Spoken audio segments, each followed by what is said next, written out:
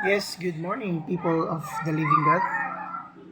Mark Pamisa here from GFA Jesus for All Central in Pugo, Cagayan de Oro City.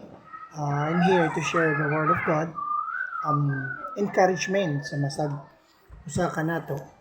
Why we are here on earth. So igsuon gamay lang. So unang-una pasalamaton na nato ang Ginoo sa matag adlaw no. Sa tinuod lang igsoon, without God, we are all nothing. Without Him,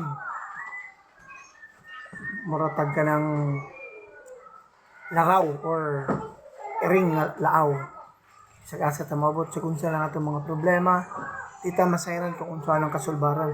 But in God, igsoon, na ay solusyon ni ana. All we want to do is mangayo tagpasaylo, dawaton na to siya as a Lord and personal Savior sa atong kinabuhi.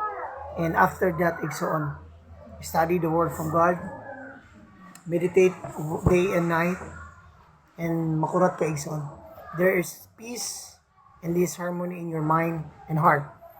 Especially sa imong mga tabo, ng mga igsoon mo, na sa imong mga kontra, there is peace in your heart. Kanalang igsoon ug mayong buntag. Shalom.